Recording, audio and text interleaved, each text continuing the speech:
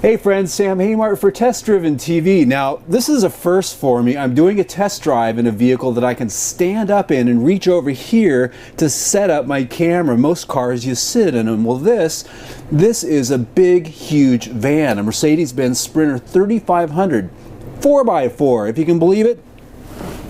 This thing's got four-wheel drive and a big, huge lift kit. It is truly the craziest vehicle here at the Texas Truck Rodeo, which is a big event by the Texas Auto Riders Association, where every truck, SUV, and van known to man is here for us to test drive. So crazy as it is, I just couldn't resist test driving this thing. So let's go check it out. All right. So this thing's positively huge, as you can see in the quick lead-up photo here. And so here we're just going to go and sort of do this unscripted and see what this thing's about.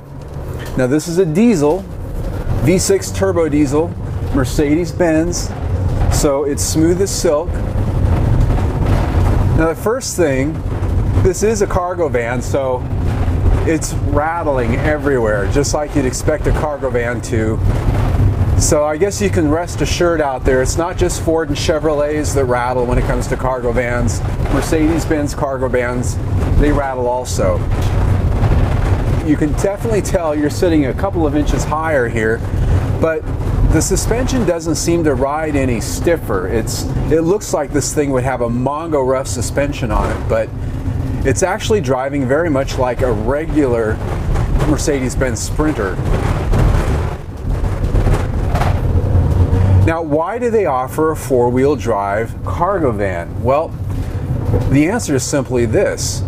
First of all, they're the only company right now that offers a full-size van like this, a commercial vehicle like this that has all-wheel drive. And the reason they do is because there's a lot of places, snow states, where people that have companies that need delivery vans need to be able to have all-weather capability, and so there really is truly a market for this. In fact, Mercedes-Benz tells us that this vehicle is actually sold out through spring of next year into 2016. Now I'm making a hairpin turn here, and this thing's actually got a pretty tight turning circle for something this large. Now really what I'm curious about is to see if this thing feels top heavy, because as you can see, this is a very tall van, very high, it's lifted up, and believe it or not, this thing doesn't feel tipsy whatsoever. In fact, if I hadn't seen it getting up to it, I wouldn't know that I am so high up and that this thing is, you know, potentially such a roly-poly thing, but they've obviously tune the suspension with a lot of roll control, because this doesn't at all feel like it wants to lean into the corners.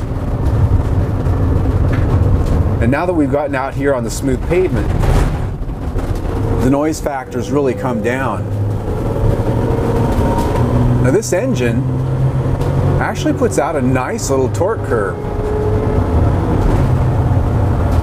It's a very refined powertrain, much more refined than I expected here. In fact, as you can tell, now that we're out here on the road, it's quieted down quite a bit. And the steering feels nice and light, very much like you'd expect in a Mercedes-Benz. This is actually pretty cool. I could totally go on a road trip in this. This is very comfortable. The visibility out here is really, really good. The mirrors are big.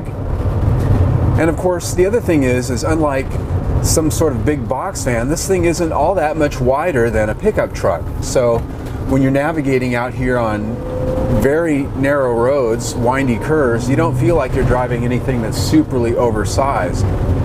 Now, this is expensive, I will say that. The 3500 tall van, these things are going to be well into the $50,000, $60,000 price bracket for the most part. And you can probably spend even more than that, especially if you're upfitting it with a lot of stuff. But the bottom line is, if you live in a cold weather state where it snows and there's lots of ice or mud in the mountains, don't be surprised to see your FedEx truck show up next time at your door with this lift kit. I'm Sam Haymart for Test Driven TV. I hope you enjoyed the ride. Woo! Oh man, I want one. I want this. This is awesome.